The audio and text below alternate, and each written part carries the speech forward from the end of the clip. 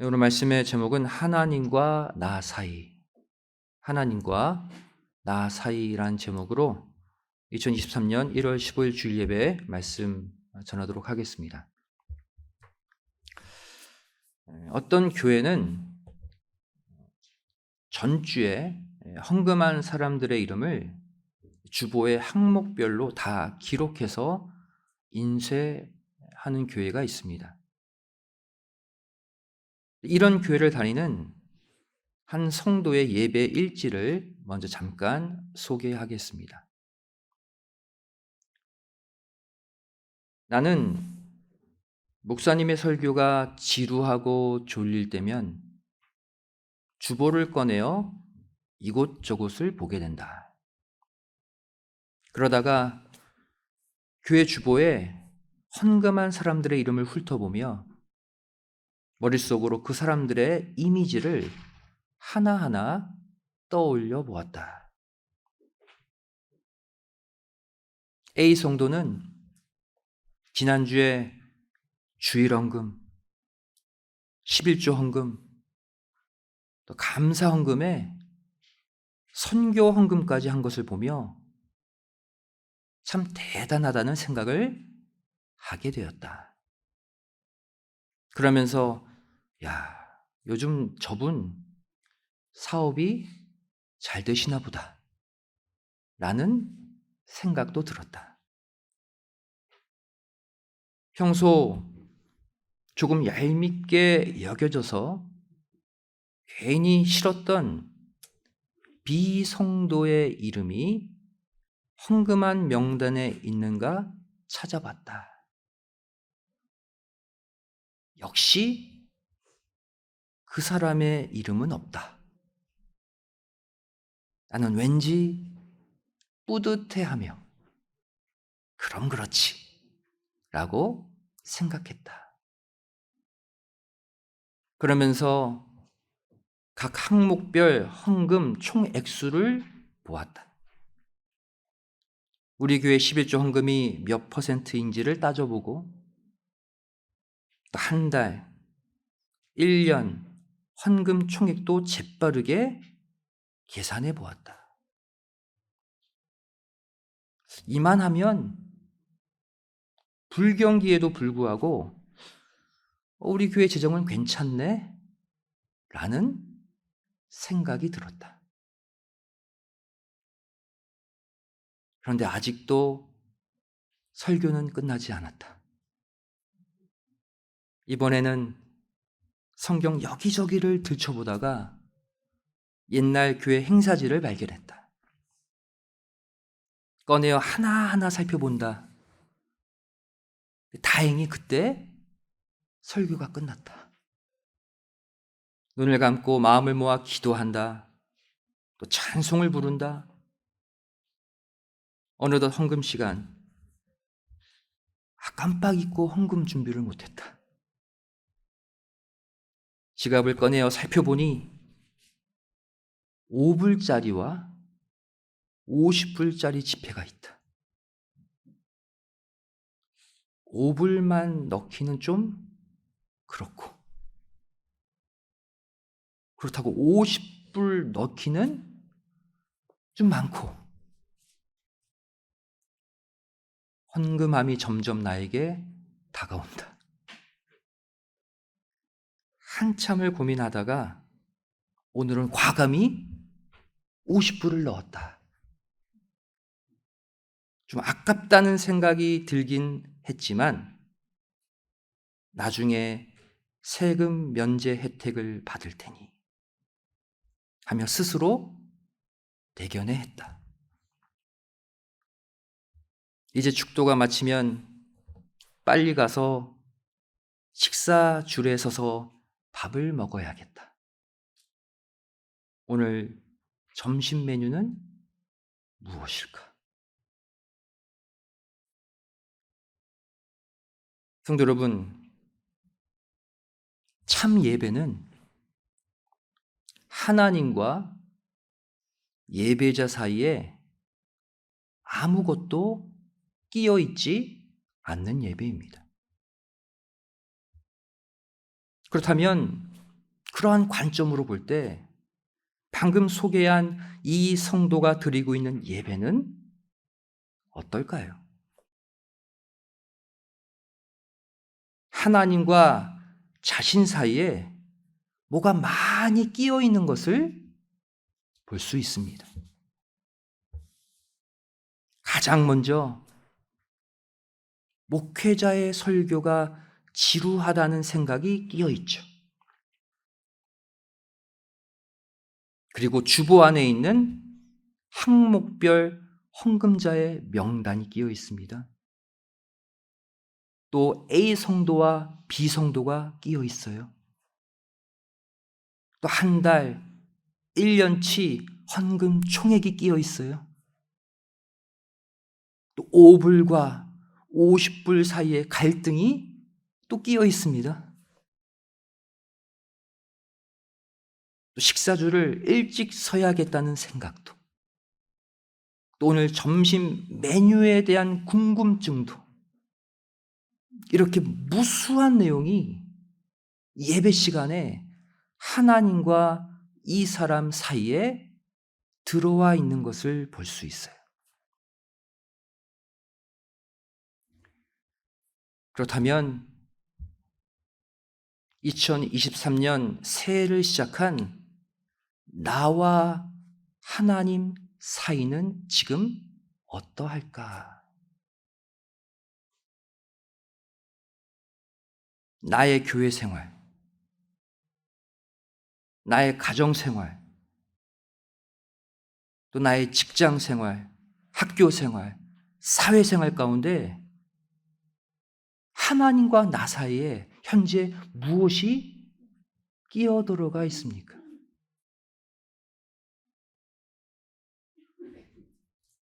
오늘 본문에서 사도 바울은 나와 하나님 사이, 나와 그리스도 사이에 끼어들어와서 영적인 관계를 방해하고 끊으려 하는 수많은 방해물들을 열거하고 있습니다. 먼저 오늘 본문 로마서 8장 35절을 다시 보시면 7가지가 나오죠. 환난, 곤고, 핍박, 기근, 적신, 위험, 칼. 7가지를 먼저 언급했어요. 이것들이 나와 그리스도 사이를 끊을 수 없대요. 이것들은 우리를 해하는 것들이죠. 이어서 본문 로마서 8장 38절, 39절 말씀 보시면 10가지를 추가로 또 말하고 있어요. 그 내용이 무엇입니까? 사망, 생명, 천사들, 권세자들, 현재의 일, 장래의 일, 능력, 높음, 깊음, 다른 아무 피조물. 이 10가지는 나에게 해를 주는 것들이 아니에요. 도움을 주는 것도 있고 나와 함께하는 것들이에요. 이 7가지와 10가지를 언급한 후 바울이 내린 결론이 무엇입니까? 이 수많은 것들이 아무리 나를 압박하고 짓누르고 때론 내 마음을 훔쳐간다 할지라도 나와 그리스도 사이의 사랑, 나와 하나님 사이의 사랑을 절대 끊어낼 수 없다고 고백하고 있어요. 천사들도 못 끊어낸다는 거예요. 피조물들도 방해할 수 없다는 거예요. 이 사도 바울의 고백이 2023년 미지의 항해를 출발하고 있는 저와 여러분의 오늘의 고백이 되시기를 주님의 이름으로 간절히 축원드리겠습니다. 예수님의 행적을 기록한 사복음서라고 들어봤죠. 예수님의 행적을 기록한 사복음서 하면 마태복음, 마가복음, 누가복음, 요한복음입니다. 그런데 이 가운데 요한복음은 다른 세 개의 복음과는 관점이 달라요. 새로운 내용들이 많이 추가되어 있는 것을 볼 수 있죠. 그 가운데 맨 마지막 장인 요한복음 21장을 보시면 부활하신 주님과 7 제자와의 갈릴리 바다에서의 재회 장면을 기록하고 있습니다. 이 내용은 요한복음에만 나오는 내용이에요. 마지막 18절부터 23절을 보시면 어떤 내용으로 요한복음 전체가 끝나고 있습니까? 바로 베드로의 예수님을 향한 오해로 끝나고 있어요. 그리고 그 원인은 바로 베드로와 예수님 사이에 다른 사람이 끼어들었기 때문입니다. 요한복음 21장 15절부터 17절을 보시면 예수님은 베드로에게 내가 나를 사랑하느냐? 3번 반복해서 물으셨죠. 이에 베드로는 제가 주를 사랑하는 것 주님이 잘 아시지 않습니까? 3번 대답했어요.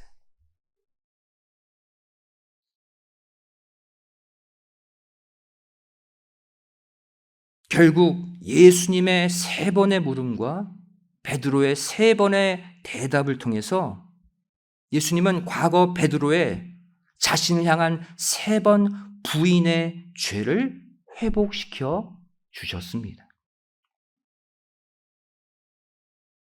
그리고 이어서 예수님은 베드로가 순교로 생을 마감할 것을 예언하셨어요. 이 내용 전체가 요한복음에만 나옵니다. 베드로의 미래는 순교로 끝날 거다. 이것은 예수님과 베드로의 1:1 관계 속에서 말씀하신 거예요. 다른 사람이 끼어들 수 없는 상황이죠. 그런데 베드로는 이때 주님께 뭐라고 되묻습니까? 주님, 저기 저 요한은 어떻게 됩니까? 갑자기 다른 사람을 예수님과 자기 사이에 끌고 들어왔어요. 이때 예수님은 다음과 같이 대답하셨습니다. 내가 다시 올 때까지 요한을 살려둘지라도 그게 너와 무슨 상관이 있냐? 네 사명에만 집중하고 그 사명 감당해. 그런데 이 말씀에 베드로는 오해를 하게 됐어요. 베드로는 이 말씀을 듣고 다른 제자들에게 이렇게 말했죠. 예수님이 말씀하셨는데 요한은 안 죽는데.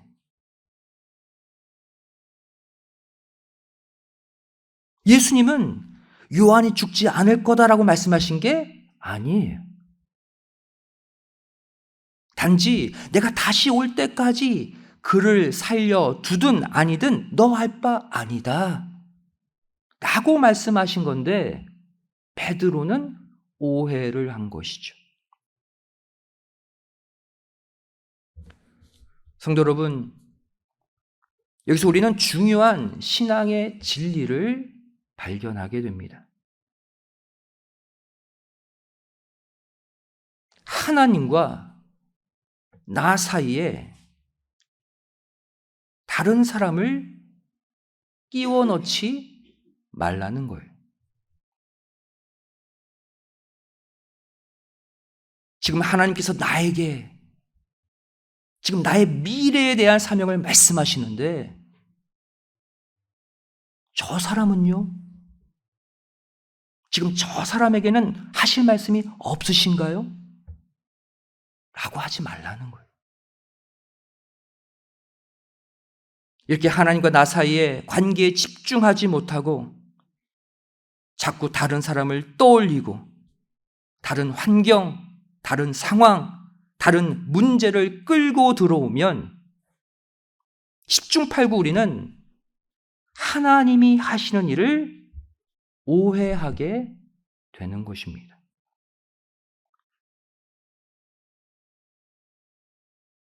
신기하게도 사복음서의 마지막 성경인 요한복음은 이 사건으로 끝이 나요.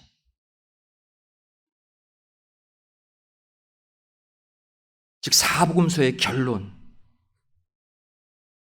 요한복음의 결론은 다름 아닌 하나님과 나 사이에 다른 것을 끼워 넣지 말라는 거예요. 이것이 사복음서의 결론이에요.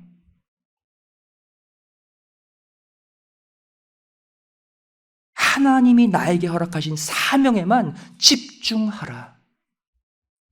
주변 상황이 어떻든, 나의 환경이 어떻든, 누가 뭐라고 말하든, 나와 너의 관계가 그것으로 어그러지거나 멀어지면 안 된다는 거예요.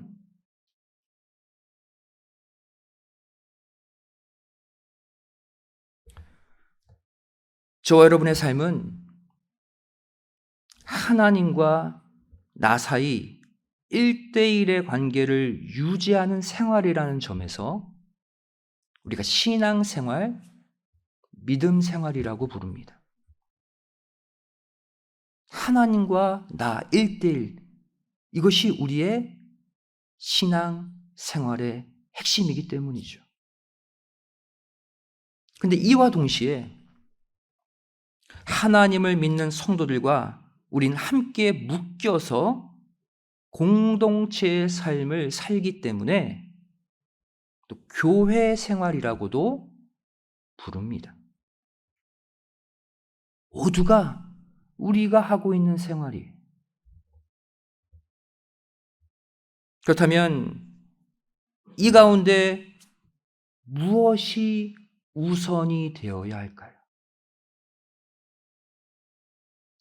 신앙생활일까요? 교회 생활일까요?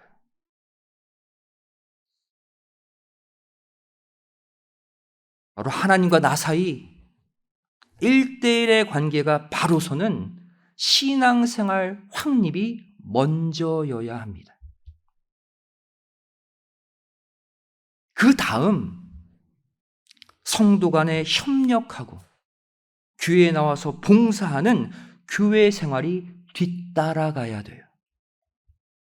순서가 바뀌면 안 됩니다.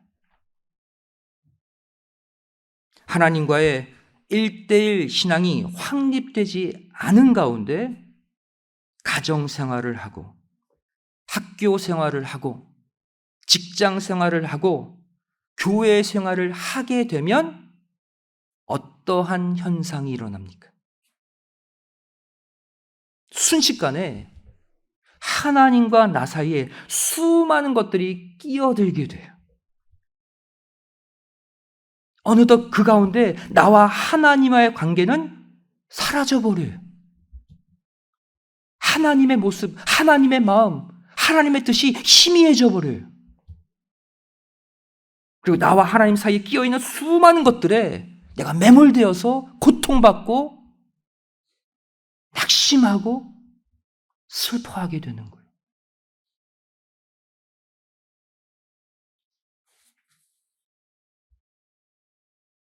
이렇게 나와 하나님과의 관계에 집중하지 못하고 그 사이 끼어있는 수많은 것들에 환경에 내가 휩쓸리고 내 형편에 휩쓸리고 사람들에 휩쓸리고 분위기에 휩쓸리다가 신앙의 항해에서 나도 모르게 표류하고 마는 거예요. 목적지는 여긴데 나도 모르게 배회하는 거예요. 여러분, 이때 우리의 흔들리는 믿음과 마음을 붙잡아 주는 것이 무엇입니까? 바로 하나님에 대한 절대적 신뢰예요. 하나님에 대한 절대적 소망입니다. 이것만 분명하면 절대 흔들리지 않아요. 잠깐 낙심하다가도 일어날 수 있어요. 우리 다 같이 히브리서 6장 17절부터 19절을 찾아서 읽어보도록 하겠습니다. 신약성경 358페이지입니다. 히브리서 6장 17절부터 19절이에요.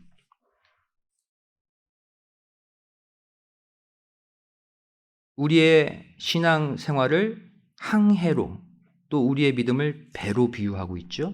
함께 읽겠습니다. 시작. 하나님은 약속을 기업으로 받는 자들에게 그 뜻이 변치 아니함을 충분히 나타내시려고 그 일에 맹세로 보증하셨나니, 이는 하나님이 거짓말을 하실 수 없는 이 두 가지 변치 못할 사실을 인하여 앞에 있는 소망을 얻으려고 피하여 가는 우리로 큰 안위를 받게 하려 하심이라. 우리가 이 소망이 있는 것은 영혼의 닷 같아서 튼튼하고 견고하여 휘장 안에 들어가나니. 아멘. 마지막 19절 보세요. 하나님을 향한 절대적 소망이 우리 영혼의 닷이 된대. 닷이 뭐예요? 배가 흔들리지 않도록, 표류하지 않도록 바다 깊숙이 땅에 박아놓는 커다란 쇳덩어리잖아요. 여러분, 우리 인간은 할 수 없지만 우리의 아버지 되신 하나님은 다 하실 수 있다는, 다 이루실 수 있다는, 다 회복시켜 주실 수 있다는 그 절대적 소망의 닻이 우리 인생의 물 밑에 딱 박혀 있기만 하면 어떠한 인생의 폭풍, 마음의 커다란 해일이 일어난다 할지라도 절대로 침몰하지 않고 신앙의 자기 자리를 지켜낼 줄로 믿습니다. 하나님은 절대적 선이잖아요. 우리는 부족해서 잘못도 있고 죄도 있고 여러 가지가 섞여 있지만 하나님은 100% 선, 100% 오르신 분이잖아요. 그 하나님이 내 아버지라는 사실, 그 소망의 단만 분명히 내려놓으면 우리는 일어설 줄로 믿습니다. 그리고 이 절대적 소망으로 인생의 비바람에도 끄떡하지 않게 만드는 것이 바로 신구약 성경, 하나님의 말씀이라는 사실도 절대 잊지 마시기 바랍니다. 말씀이 하나님이잖아요. 하나님이 절대적 소망의 닻이라면 말씀도 우리 마음을 붙잡아주는 소망의 강력한 닻이 되는 거예요.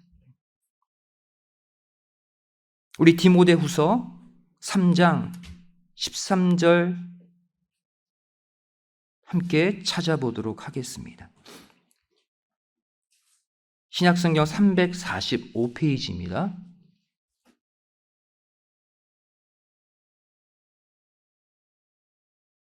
디모데후서 3장 13절, 14절 말씀을 우리 먼저 읽도록 하겠습니다. 시작. 악한 사람들과 속이는 자들은 더욱 악하여져서 속이기도 하고 속기도 하나니 그러나 너는 배우고 확신한 일에 거하라. 내가 네게서 배운 것을 알며 그랬죠. 이 세상의 수많은 죄악이 나를 괴롭히고 나를 억압한다 할지라도 너는 말씀을 배우고 확신한 데 거하래요. 이 말씀이 너희의 닻이 되어서 너희를 붙잡아 준대요. 이어지는 디모데후서 3장 15절도 함께 읽겠습니다. 시작. 또 내가 어려서부터 성경을 알았나니 성경은 능히 너로 하여금 그리스도 예수 안에 있는 믿음으로 말미암아 구원에 이르는 지혜가 있게 하느니라. 성경이 참 지혜예요. 여기 보시면 어려서부터 성경을 알았나니 그랬죠. 무슨 말이에요? 최대한 일찍부터 성경을 알아야 된대. 그래야 인생의 폭풍 가운데 최대한 덜 흔들리고 덜 이탈하게 된다는 거예요. 성경을 읽고 배우면 어떠한 인생의 폭우 속에서도 확신에 거하게 됨을 믿으시기 바랍니다. 말씀이 진정한 우리 인생의 닻이에요. 또 우리 디모데후서 3장 16절, 17절도 함께 읽겠습니다. 시작. 모든 성경은 하나님의 감동으로 된 것으로 교훈과 책망과 바르게 함과 의로 교육하기에 유익하니 이는 하나님의 사람으로 온전케 하며 모든 선한 일을 행하기에 온전케 하려 함이니라. 우리는 온전하게 못 살아요. 우리는 우리의 마음도 온전하게 다스리지 못해요. 하지만 무엇이? 하나님의 말씀은 하셔요. 우리의 인생의 환난, 어떠한 어려움, 낙심 가운데도 끄떡하지 않게 우리를 온전히 세우시는 것은 신구약 성경 말씀임을 믿으시기 바랍니다. 앞으로 우리의 말씀 생활, 기도 생활, 예배 생활, 교회 생활 가운데 하나님과 나 사이에 아무것도 끼워 넣지 않는, 그래서 하나님의 사랑에서 절대로 끊어지지 않는 온전한 연합의 한 해를 꼭 살아가시기를 주님의 이름으로 간절히 축원드리겠습니다. 기도하시겠습니다. 사랑 많으신 아버지 하나님, 저를 2023년 새해를 출발했지만 현재 하나님과 나 사이에 무엇이 끼어 있습니까? 근심입니까? 고통입니까? 좌절입니까?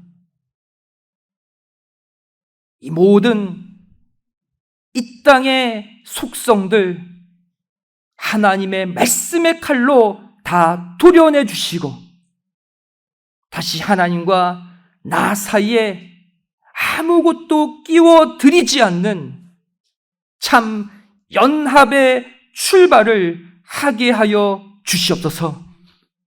나는 내 삶을, 내 마음을 지배하고 다스리지 못하지만 아버지 하나님은 내 마음과 삶을 주관하시고 세워 주실 줄 믿습니다. 하나님의 그 절대적 권능을 바라보고 소망의 닻을 내리고 모든 인생의 항해를 출발하는 믿음의 새 역사가 있게 도와 주시옵소서. 감사드리오며 사랑 많으신 예수님의 이름으로 기도드리옵나이다. 아멘. 하나님께 박수 드립니다.